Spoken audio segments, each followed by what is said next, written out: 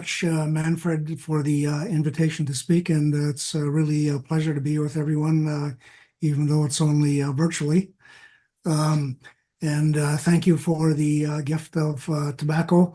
The reason for that is because in our tradition, the whole question of protocols is a very important one. And it signifies I guess you might say, the entry into what you might call a more spiritual space. And in our tradition, there was a distinction between what you might call idle chatter or just intellectual discussion and discussion about spirituality, because spirituality was to be engaged in with your whole being and with great intent and these type of things. And it will, in fact, be part of my discussion to talk about some of the differences in what you might call ideology, in perceptions of how we think and how we perceive spirituality. That will be part of my presentation as we go on during the day. So again, thank you for that. And I would also, again, in our tradition, start with just saying a brief prayer, which is, again, in our tradition, a good way to start off a meeting like this. So if you'll just indulge me, I'll just briefly say the prayer. Benevolent Creator, thank you for the gifts of nature, which sustain us during our journey of learning on Earth. Help us to appreciate the spiritual value, consciousness, and interconnectedness of all things. Guide us in learning appropriate relationships amongst ourselves and with all created beings. Keep us safe and grant us a successful conference. So with that, I will try to tell you a bit more about myself and my background. So my name again is Blair Stonechild, and it's Stonechild is actually the translation of Cree name, which is in our language it's Esiniwasis, which translates directly to Stonechild. And that, in fact, is a sacred name. It signifies being protected by the spirit of the stone. And if you're familiar with some of the First Nations name here, you may see many names like this. There's like Sunchild and Buffalo Child and Thunder Child. These are all names which indicate our connectedness to nature and our closeness to nature and our the seriousness with which we take the whole question of spirituality and the whole question of spirit. So I've been really fortunate myself. I started out my educational experience in an Indian residential school in the 1950s. And I know I wrote a bit about it in the talking notes that I'm not too sure were circulated, but I also wrote about it in one of the 3 books that I wrote about Indigenous spirituality. And so I was taken to residential school at the age of 6, and the school itself was at a time at which Indigenous people were still what you might call not full citizens. It was a time in which the Canadian government was fully involved in what was called the assimilation policy. And so when you saw the building, it was a large structure. It's 4 stories, brick, and it had very much the appearance of an institution. And in many ways, we perceived it as sort of like a jail, because it was in fact kind of run like a jail. And children are often apprehended from their communities by the police and by Indian agents and taken to the school. If children ran away, which many did over the years, again the police would be sent out and they would be apprehended and they would be taken back to the school.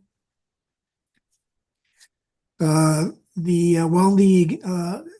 schools were operated and funded by the federal government. They were run by the religious authorities. In my case, it was the Roman Catholic Church. And in fact, the Roman Catholic Church ran the majority of the schools, residential schools. There was about 130 of them across Canada. And large part of the philosophy behind the schools was similar to that of a reformatory. It was believed that we needed to have discipline, and the discipline was severely administered. The daily routine was run very much like almost like a concentration camp, where we would be gotten up at a certain time. We would follow a very specific routine. As soon as we got up, we would pray. We would make our beds, and we'd have to keep silent. We'd then be marched downstairs quietly along the stairwell in single file down to the dining hall, and there again we would pray, and we would get our meals, and we'd be expected to eat everything. If we didn't eat everything, we would be punished. And so the whole day was highly regimented. There was as I mentioned, a great deal of discipline, and also a great deal of order. And so that was the discipline part, and certainly things like strappings and isolation and those type of tools were widely used in terms of disciplining us, because again, as I mentioned, it was believed that culturally we didn't have a real form of discipline. The other part of the schools was the perceived need for religious instruction, because again, back in those days, it was believed that we didn't have a belief system. It was believed that our spirituality was superstition. It was heathenism, and therefore that had to be sort of beaten out of us, so to speak, and replaced by religious indoctrination. And that's one of the things that I remember a lot from residential school, was the endless prayers that we had to say. As I mentioned, we prayed when we got up, when we went to the dining hall, when we went to the classroom, and we had rosaries every afternoon. And on the weekends, we had confessions and mass services. And I myself, like many others, served as, for example, an altar boy during the masses. Now, this whole thing has been focused on by by society, by government, and it was identified. The term was identified, which is called spiritual abuse, and that's the term that's been applied to the effort to basically eradicate our belief systems and replace them with Christianity. And incidentally, I should mention that yesterday we just had here in Canada what's called the National Day of Truth and Reconciliation. And it is a day of observance, which, most government offices and many businesses close.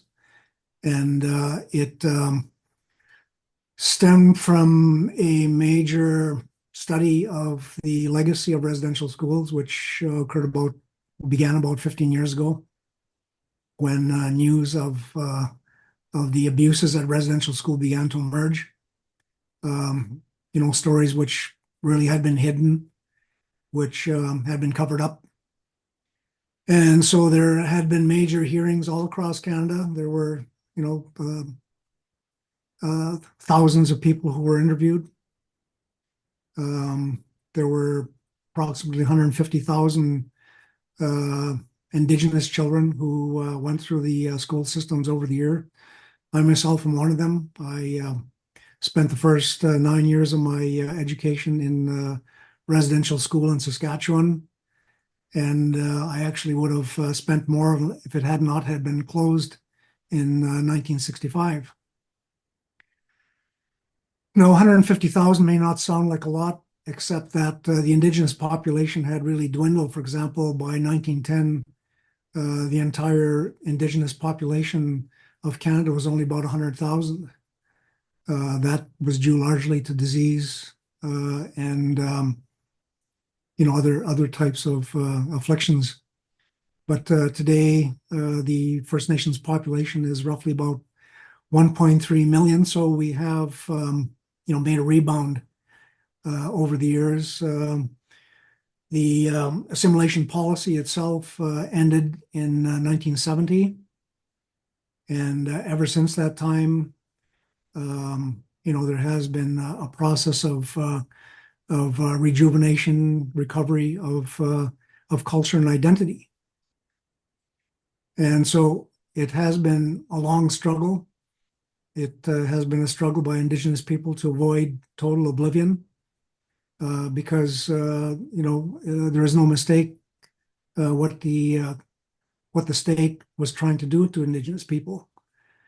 They were trying to not only isolate us and in a way sort of put us out of mind and out of sight, hoping that we would disappear. And at a certain point, it did look like that was going to happen. The authorities did think that we were inferior biologically and culturally, and we would not survive. But we did. And fortunately, here in Canada, we also have something which are called treaties. These were treaties which were signed with the British Crown starting in the 1800s and extending right through really into the modern period, because we have so-called modern treaties. And the principle behind these treaties was the recognition that we in fact constituted two nations. There were the Indigenous nations, and there was, of course, on the other side, there was the British Crown. And I guess you might say that the British Crown didn't necessarily sign these treaties out of benevolence. They signed them largely out of necessity because, Indigenous people, as it turned out to be indispensable allies in terms of the British ability to survive as a colonial entity in Canada and in the North America. But nevertheless, despite the fact that over the years the Crown has sort of ignored these treaty promises, nevertheless, they have formed a basis for our relationship. And the treaties themselves were initially ignored, but in 1982 were actually recognized as being an official part of the Constitution of Canada. So as Indigenous nations, I guess we are fortunate to have that string to hang on to have something which, which provides a formal relationship, something that we can hold the Canadian government to account to. Because, the relationship between Canada and Indigenous people has essentially been one of, you might call it benign neglect, and an effort really to sort of sideline and in some ways try to forget the legacy of colonization of our lands. And so one of the objectives that I have today in terms of my presentation is to try and take a look at what this whole story has been about. And, there's a much larger story, I think, than most people appreciate. Um, I myself have been through the Western education system. I began learning a lot of, the so-called Western subject areas. I remember even in residential school that we used to learn about the history of England. We didn't learn anything about our own history, but we were, learning about the history of England. And I then went to a white high school in our capital city of Regina. It was actually a Jesuit high school, and it taught a very classical education. And so there again, I learned about, things like, for example, about philosophy, which is part of that classical education. And then because of my love of education, and I might mention that that's the only thing really which helped me to survive the ordeal of being through residential schools and experiencing the racism and colonialism, has been my interest and my pursuit of education. Has been a lifelong love of mine. And I did, after high school, I did go to university in Montreal. It's called McGill University, which is one of the more prominent universities in the country. But here again, I found myself educating the professors because, they didn't know anything about Indigenous culture and they didn't know anything about treaties. And so it was an interesting time of, I guess you might say, rediscovery, not only personally, but, more broadly in society. And I have to admit that when I left high school and went into university, I was myself very ignorant of my own culture and my own language and spirituality. But I was never quite satisfied. There was always something that left a hole in me in terms of believing that I was understanding the whole story. And of course, as I mentioned, there was this general perception that Indigenous people were somehow inferior, that they were barbaric, violent, unpredictable. But that was not what I saw from my own people. What I saw were people who were very kind, very grounded, not at all the type of images that I was being told in university. And so I, over the years, have had to entirely re-educate myself. And as I often point out, I've learned more from the elders that I've worked with for almost 50 years at the university level. I've learned much more from them than I've learned from all of the teachers and professors that I've had in the education system over the years. I've also had the wonderful opportunity as a professor to be able to travel across the world to visit Indigenous cultures. I've been to South America and China and India. Also been to Europe several times. In fact, my wife is English from the Manchester area, so I've been there a number of times. I have a brother who was actually stationed in a place called Lohr, Germany, in the Black Hills, and I visited him there. And beautiful country in Germany. So, what I want to do today, basically, in my presentation, is to describe more my intellectual journey, so to speak, especially with respect to learning about spirituality.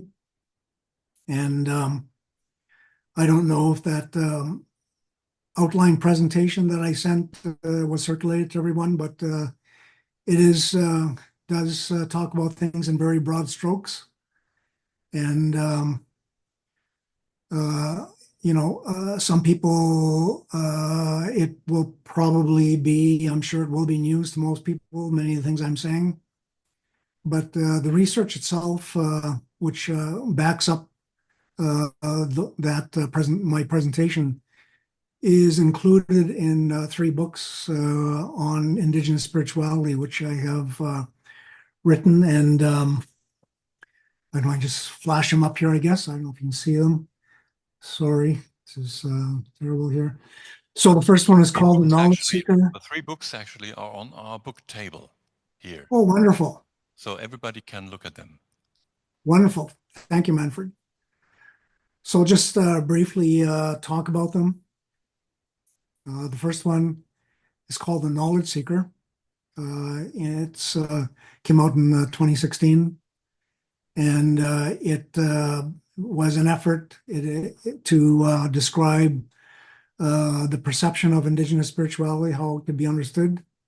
And it was a result of a number of years of listening to elders, and then finally a research project which I started, which was motivated out of a number of things, including a developing interest of mine in terms of spirituality. I actually became interested initially. I was looking for a research project in the area of spirituality, and I became interested in the topic of reincarnation, or rebirth, as it's more appropriately termed. And so I did obtain a research grant to look at this, and I can speak more about that later on. But in that process, it led me to asking a number of questions, including where do we come from, what's our purpose for living, and where do we go? And so there's a number of things which I can talk about more in terms of what I found and what I wrote about in that book, in particular as it pertains to the concept of spirit. The second book is called Loss of Indigenous Eden and the Fall of Spirituality. And that book was motivated by further questions which people asked about whether or not Indigenous spirituality is still relevant today, and why, if it is still relevant, why is it relevant? And that particular book led me to look at the history of Indigenous and non-Indigenous relationships, and to look at specifically what happened in terms of what you might call, not just colonialism, but rather, but also this, what I would term a colonialism of the mind and colonialism of the spirit. And, some people might call it like a intellectual study. It addresses things which are not usually addressed in terms of, how people talk about contact. And it does raise fundamental questions about the differences between what I call civilization and, the way that the Indigenous people lived and thought prior to the rise of civilization, and again, having been forced to coexist with civilization. So I will talk more about that as well. And then the third book, called Challenge to Civilization, again, I was asked, I was told, well, I've taken a look at the sort of like the nature of the spirituality. I've taken a look at the past. I should do a book on the implications for the future. And in doing that particular book, I came to the conclusion that Indigenous spirituality has a great deal of relevance for the future. As a matter of fact, it is a critical key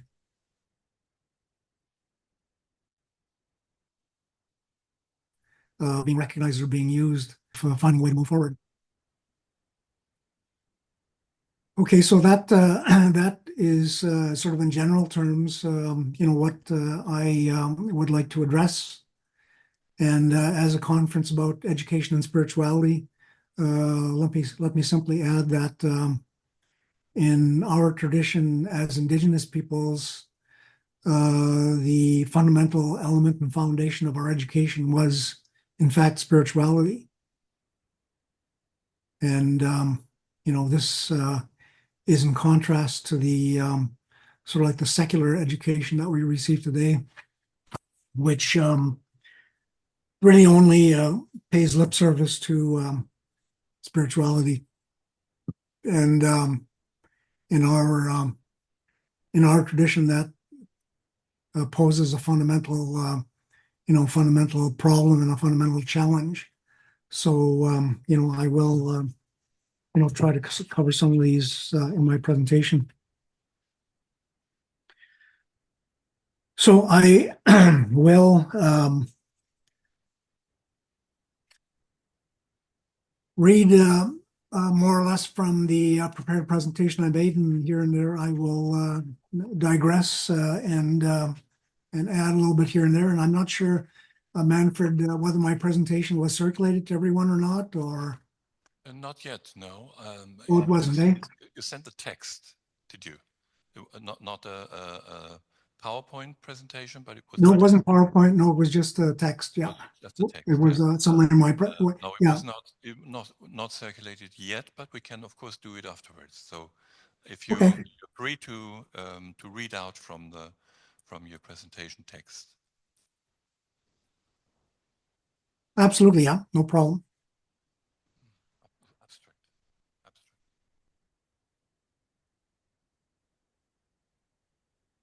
Okay, so I will, as I mentioned, just sort of brief from my prepared remarks here, and I will elaborate a bit here and there on some of these points. Okay, so, and I will again try to keep track of the time. So we have. Would you like us to show the text now, as you speak? Oh, okay, good. I mean. Good. Well, thank you. Yeah. Okay. Marcus. So thank you for the invitation to present, and I value the symbolic presentation of the tobacco. In our tradition, proper protocol is essential in order to signal that engagement in the topic of spirituality involves much more than intellectual discussion. And in fact, I would add that in our tradition, if you were to approach an elder, let's say, with a question and you don't follow proper protocol, that elder really won't answer your question. That's how seriously we took protocol.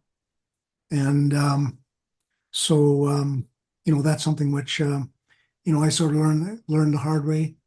And I think it is a, it is important, particularly because of what we perceive as a distinction between what I would call the spiritual mind and the, what is simply just the intellectual rational mind. Okay, I will begin my presentation by thanking the Creator for the gifts of creation, for this beautiful day, and for this opportunity to meet, even if only virtually, courtesy of the internet. Now, it isn't too often that I have the opportunity to talk to scholars in Europe on the topic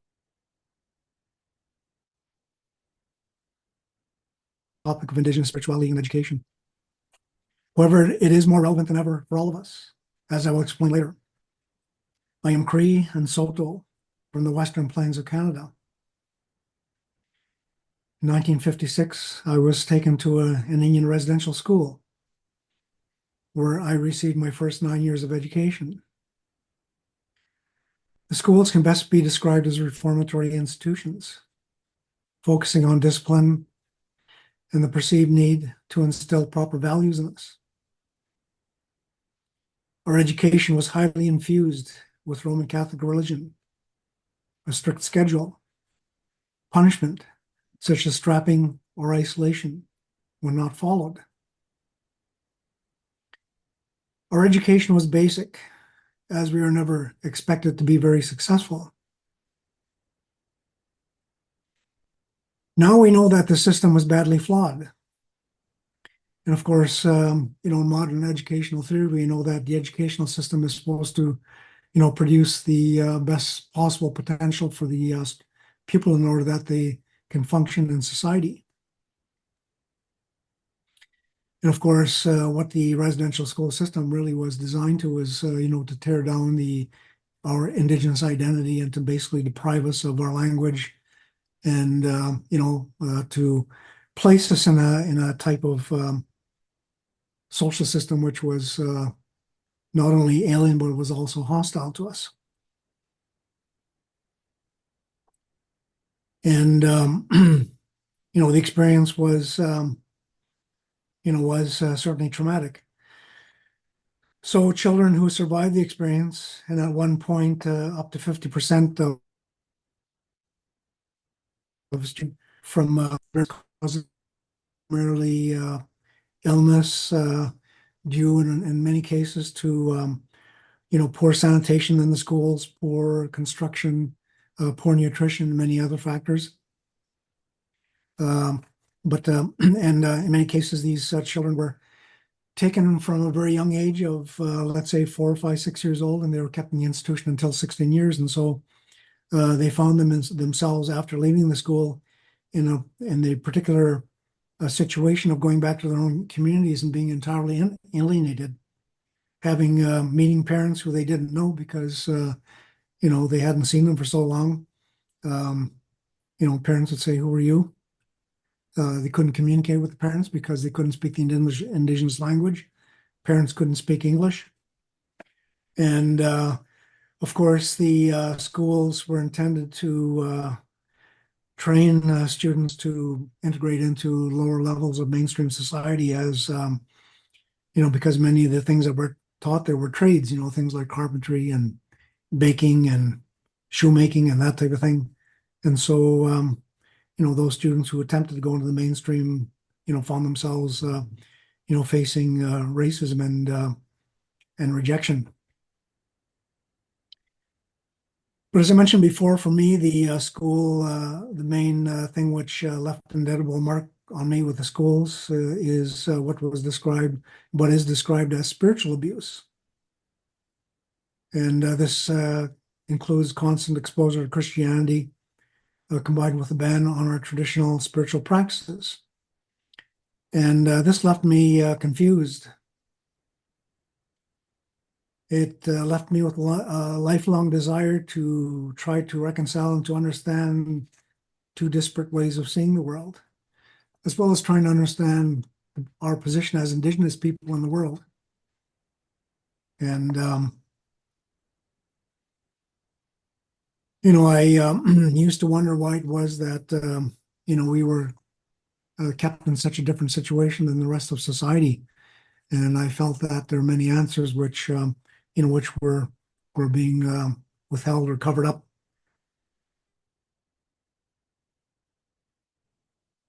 And that included spirituality as well. So, as I mentioned, that did lead me to a lifelong interest in trying to understand it. Now, can you see the image which is included with this presentation?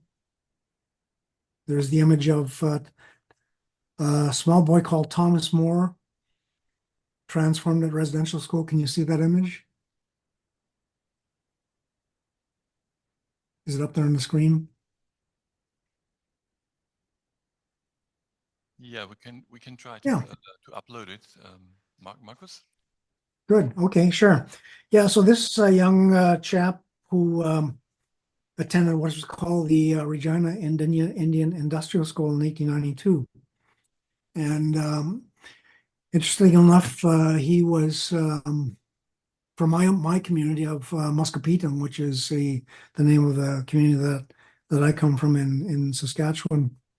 And this particular image was promoted by the federal government as the way in which residential schools were successful in transforming basically what were savages into civilized youth. So interestingly, his name Thomas More was the name was actually given to him, and he was named after a Presbyterian minister who was a missionary on a reserve. His real name was Keshik, and in our language, Keshik actually refers to the sky or heavens. Let's just talk about this image for a minute. There's a couple of interesting things here. I don't know if you pick them up, but if you take a look at the image on the left where he's dressed in traditional garb, you may know something kind of unusual about that picture. Does anyone see what he's holding in his right hand? Well, you'll see what he's holding in his right hand is, in fact, a pistol. Now, to the best of my knowledge, a pistol is not part of traditional garb. But was that intentionally placed there to impart a message? Well, of course it was. That was that message that I talked about, that Indigenous people were, potentially savage, barbaric, unpredictable, and violent. And so that was a deliberate, there was a deliberate message by putting that in his hand. Now, take a look at his transformation, and he was around the age of 10 by the time that picture on the right was taken. It looks very nice, but there's another sad story behind this, because in fact, shortly after this picture was taken, this young chap actually died from tuberculosis, which was rampant at the time, and was rampant in residential schools for a long time. As a matter of fact, I remember when I went to residential school, we frequently had like a treatment for tuberculosis and that type of thing. So so I just thought I'd point that out. Again, this is this is a very clear picture of the intent of the residential schools and the intent of government to take us as people who are perceived as savage and barbaric, and transform us into what was an idealized new identity as I guess you might say budding Canadian citizens. Okay, so thank you for that. Okay. So I don't want to dwell too much on the history. I will skip into a more recent era. So in 1969, the Canadian policy of total assimilation was in the process of being rejected by First Nations people, Indigenous people. The government was forced to recognize that it had ignored its Indigenous, Aboriginal, and treaty obligations. Their attempt to destroy Indigenous memory had failed. Indigenous people would now be able to define and control education. And this began a policy, what was called Indian control of Indian education, where the government had to admit that its policy of residential schools and forced assimilation had failed. And so they began a process of turning over education to our own people and to allow us to define it, and in the course assist us in recovering our own culture and languages and so on and so forth. And of course, one of the byproducts of this new policy was the creation of institutions such as the First Nations of University of Canada in 1976, where I now teach. And here again, this particular university was something that was pushed for by our own people, by our elders, because the government was not prepared to create indigenous institutions of higher education. It didn't really believe that we had a system or I guess a system of higher thought and a system of higher education. And so this was the result of a great deal of lobbying and a great deal of pressure, and it was created as essentially an experiment. And there was a great deal of skepticism as to whether or not such an institution could succeed. but we have over the years proven that we do indeed have our own approaches, and they are more than relevant. And one of the expressions I use is when I refer to mainstream universities, and I should just mention that the First Nations University is located on campus of University of Regina, and I refer to the University of Regina as a university of civilization.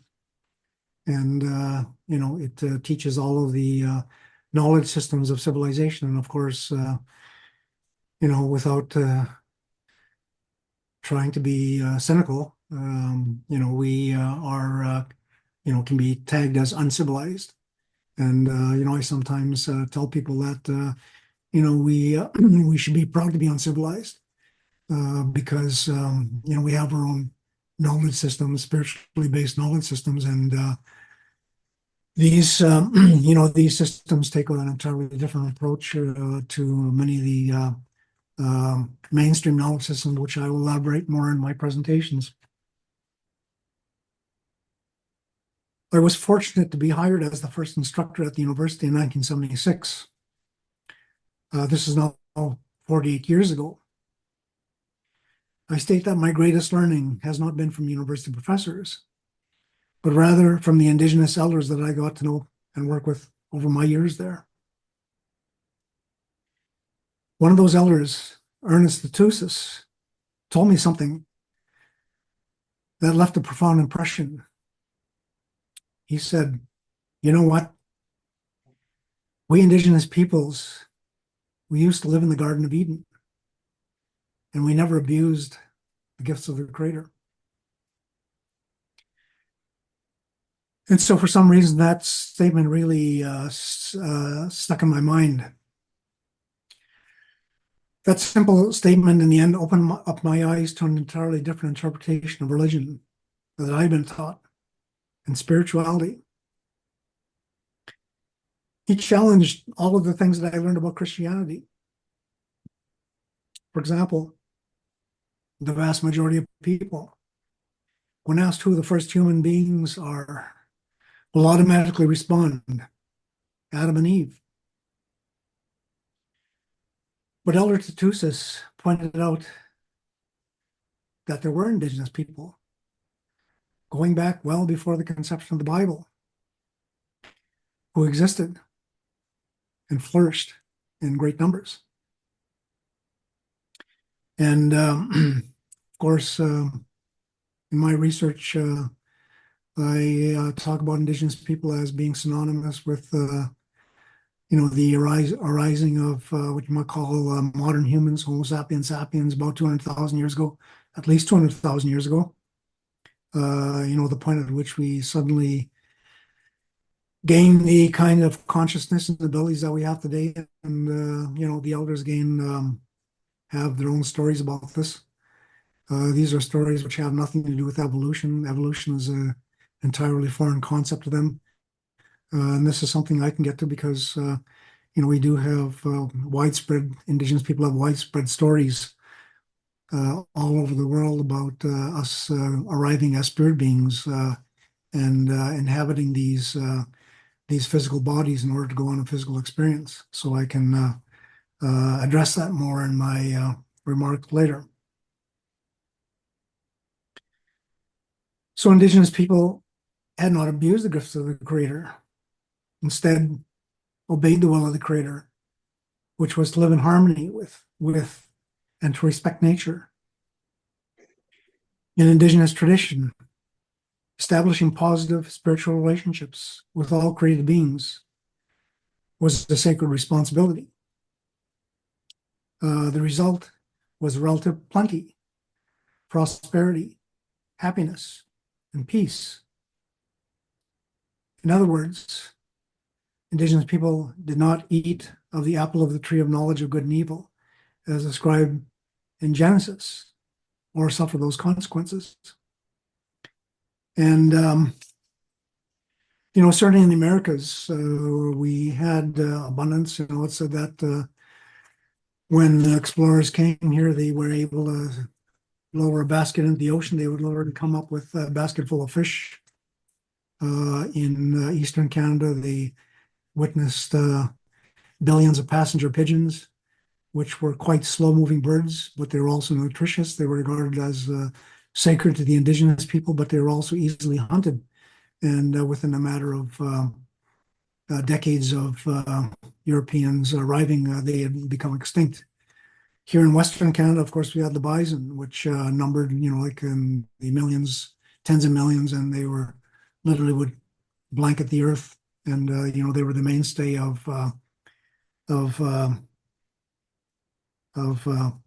food and other materials for the people of the plains. And so, to the explorers and the colonists, we were wasting these resources. We were they were perceived us as lazy and not industrious. However, what they didn't understand is that that, in fact, was our economic policy. It was also a spiritual-based policy, and that policy was simply to follow the instructions of the Creator and not to impose ourselves on nature, but rather to allow it to flourish so it would produce more and more abundance for future generations.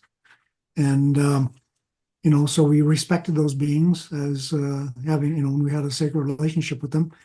We had a sacred relationship with land, and, that produced a healthy environment, and it also, produced a guarantee of well-being for future generations. And, I could talk more about our spiritual relationship with the flora and fauna as we go on here, because, that certainly was part of our philosophy, which, I will argue was not understood by Europeans who came over here. As a matter of fact, the elders tell me that when Europeans arrived here, that we thought that they shared the same view of the world as we did, and they were surprised that to find out that actually was not the case. No, the authors of Genesis must have had some awareness that the covenant with God that gave humanity dominion over nature could come at great cost. It would include being cast out of the Garden of Eden, not being able to receive the Creator's benevolence, needing to toil and suffer, and generally experiencing a fall from grace. As a matter of fact, the line which comes after in Genesis, the line that comes after, thou shalt not eat of the apple of the tree of knowledge of good and evil, says, for if you do so, you will surely die. So it's an interesting statement. So, one of the questions I ask is, since the Bible was written probably maybe 3,000 years ago, could that message, could that understanding that was included in Genesis have come from the wisdom of generations of Indigenous people that preceded it? Now, maybe at this point I can elaborate a bit more on some of the basic belief systems of our people. And I wrote about this in the book, The Knowledge Seeker, Embracing Indigenous Spirituality. And of course, what I addressed was the question of whether or not we have a systematic set of beliefs. And so in that book, I focused on two areas. One is, what you might call in university, call it ontology, I guess, sort of like the origins of everything. And I call it the great principle. And the great principle is quite simple.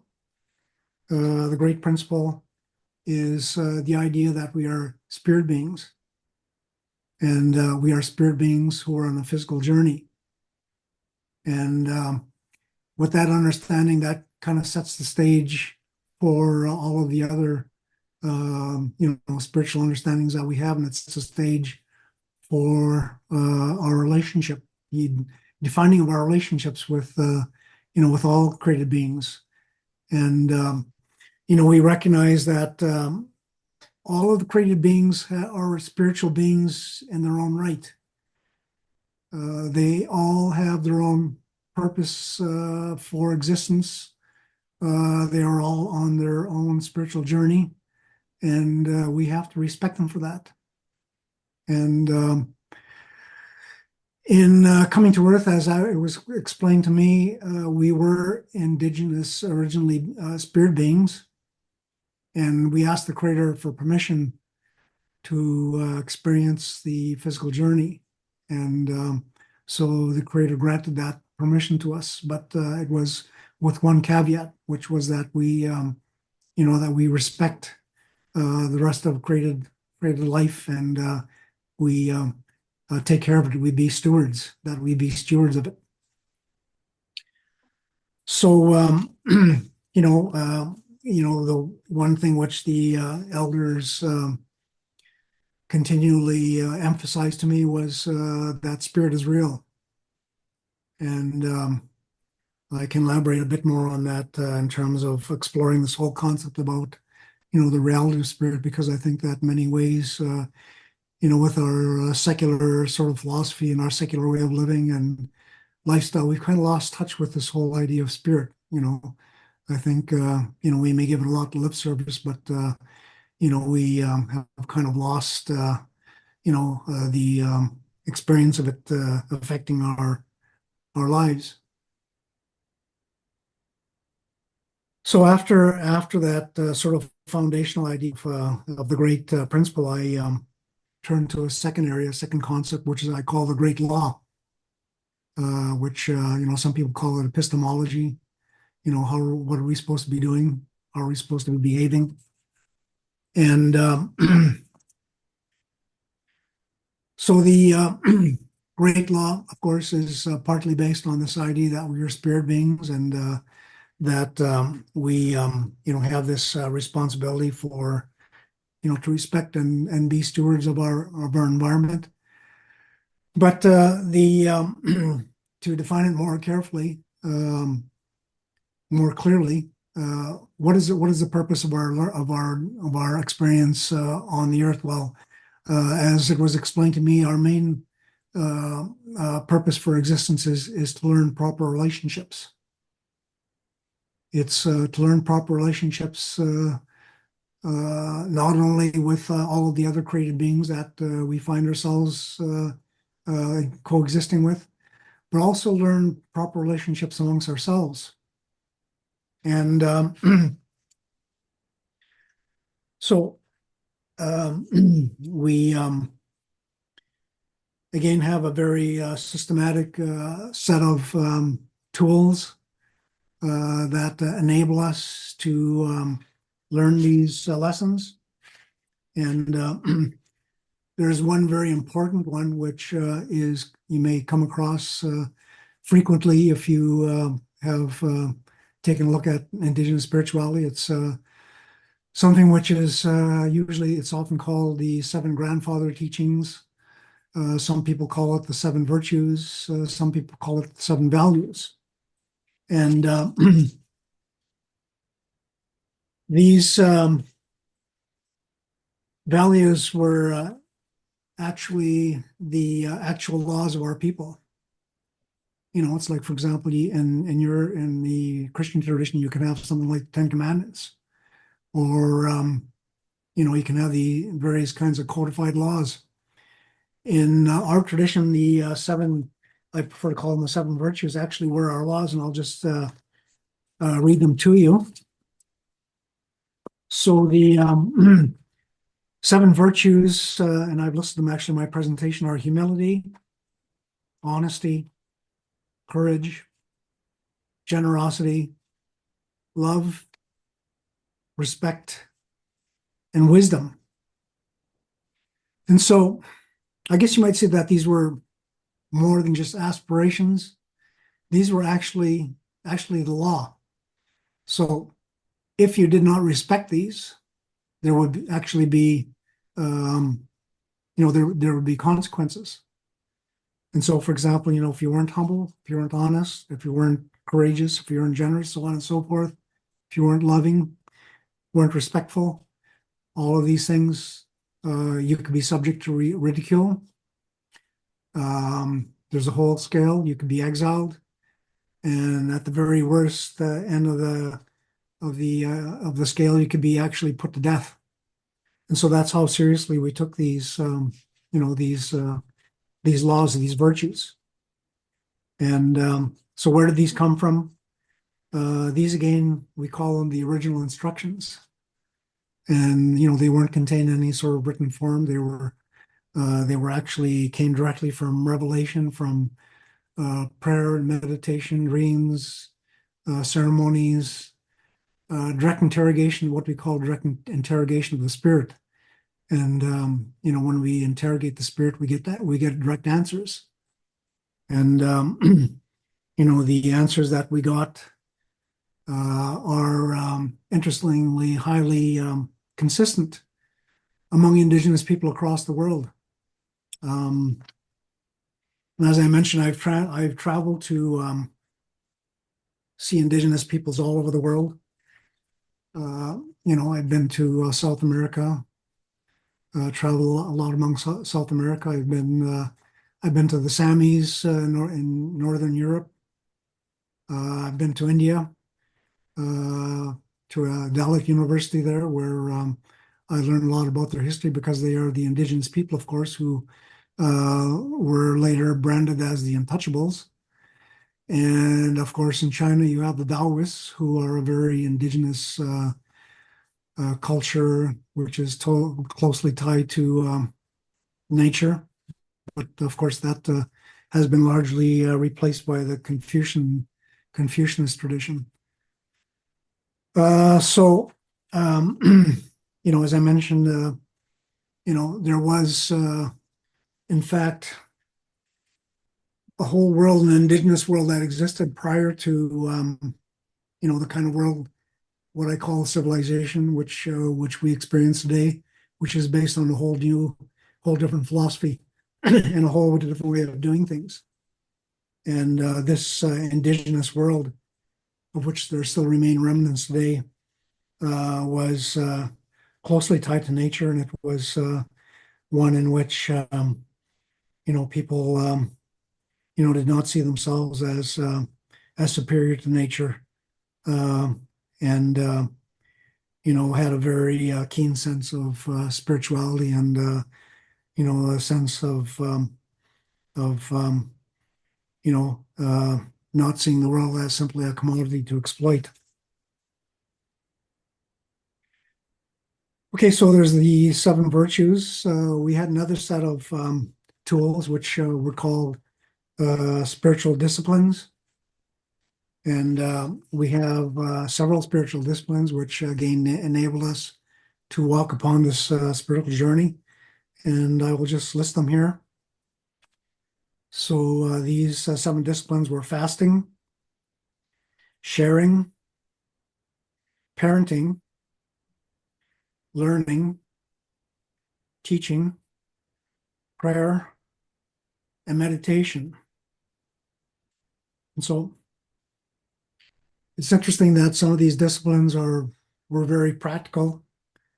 For example, things like parenting. Learning was considered to be a sacred activity in our tradition, as was teaching. And so these were, again, going back to this whole idea from residential schools and this whole conception that we didn't have any systems. These are the type of systems which I found, which were very highly structured and were very rigorously followed by those in the Indigenous tradition, who, again, were very focused on and very serious about our paths in pursuing spirituality. As a matter of fact, I say that Indigenous societies, the whole focus of Indigenous societies was not so much material development or economic development, but rather was spiritual development. And, the stage was set through, like our relationship with the spirit and the relationship with each other. The stage was set for us to be able to pursue spiritual activities and spiritual enlightenment, if you like. And Alexander, can I can I ask you to draw to a close because we are running out of time? Oh, sorry about that. Okay. Yeah, we got about, what, 20 minutes left, is it? Or Okay. is it not? Sorry, how many Well, minutes do I have left? maximum of 5 minutes, I would say. Oh, boy. Okay. We Well, I'm have sorry. well, we have Yeah. some more time afterwards in the next session. There will be Okay. more time for you to expand perhaps on other aspects or get into Yeah. discussion. But now we Okay. need to draw to a close, please. Sure. Okay. Yeah. Sorry about that. I kind of droned on, but let me just jump to perhaps the major conclusion that I have in terms of my spiritual journey, which is that there was a major division which occurred between indigenous and non-indigenous societies, and I studied the origins in that, and I came to the conclusion that it began with the rise of civilization. The elders always told me that we were uh, we were privileged to be able to experience physical life, and that all we had to do was to respect, and be stewards of our environment. However, the philosophy of civilization, which arose in the Middle East and spread through Europe and eventually throughout the rest of what today is known as the civilized world, promoted the idea of human ascendancy over nature, and the led to concepts of the ability to control and exploit nature, and of course that led to human hubris, and led to the tendency to accumulate wealth, and of course that can also be described as greed, and also led to conflict over existing resources. And I point out that things, for example, like banks, like boundaries, all of these institutions that we take for granted today are really only a couple of, a couple of 100 years old. And incidentally, most of them arose through the process of colonization of indigenous lands. And I also point out that the 1820s was a critical turning point in history, because that was the point at which non-indigenous people became the majority world population. There's many other interesting things that occurred in the 1820s. For example, it was the last time that world population was in balance with the Earth's natural carrying capacity. And so, one of the things that I basically argue is that people are searching for answers to our current dilemmas, like the deterioration of the environment, and social deterioration and conflict and all that type of thing. And usually if you look at some of the answers that people are searching, they say, well, let's let artificial intelligence solve everything for us. Or other people say, well, it's inevitably going to be anarchy. You just have to kind of let everything settle and rebuild. But nobody ever takes seriously the idea that we need to return to indigenous ways, indigenous values, which are proven to be successful for tens of thousands of years, prior to the rise of civilization. And I'm not saying that we were perfect people, but we did have the spiritual tools that enable us to survive for indefinite periods. And you know, we should, as human beings, if we're to survive like other species, we should be able to survive further on the earth for hundreds of thousands of years. And so something has gone wrong, and I would argue that it is our spirituality that's gone wrong, and the process of civilization, the process of doing what we're doing, which is essentially, killing the earth, essentially, at the expense of indigenous people, and sidelining and dismissing and denigrating indigenous people, has really been what has led us to our current situation. And people really need to take seriously this idea that indigenous people have something to offer, and that seriously, we do have the answers, but it's not going to be popular, because many of the things that we stand for are not the kind of things that civilization represents.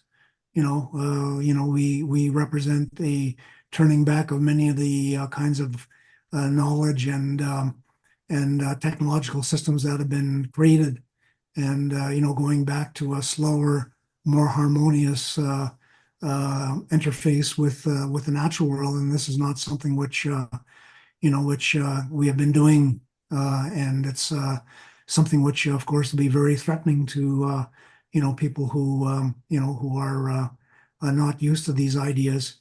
But we need to think about our future generations. We need to think about who are we really? Why do we think that this modern lifestyle that we've created is so great? Sure, we have conveniences. We appear to have luxury. We seem to have power, certain control over nature, and so on and so forth. But from my perspective of having looked over the broad expanse of Indigenous and non-Indigenous history, and looking at what's at stake, and I guess you might say, what I perceive as the errors of thinking, especially things like rationalism and the age of reason, which form so much of the basis of European thinking. I argue that these have created dangerous minds, not spiritual minds as Indigenous people have, and so this all needs to be understood if we are to have any sort of mutual understanding, and if we're going to have any sort of well, I would say, frankly, if we're if we're going to have a sustainable future, we need to recognize the Indigenous knowledge that's been lost, and we need to reevaluate whether or not this value is something that is worth recovering. And I don't pretend that this is an easy intellectual question or that it's an easy practical question, but it is something which I'm placing before you because I think that in my experience, and I know a lot of people are agreeing with me, not only here but across the world, are agreeing with me that there are things at stake, big things at stake, and that part of the thing which all over the world has really been a problem has been the way in which Indigenous people have been dismissed and suppressed and oppressed, and literally almost driven to extinction. And it's not right. It's not natural. It's not spiritual, and it's just basically wrong. So with that, I will conclude. Thank you very much.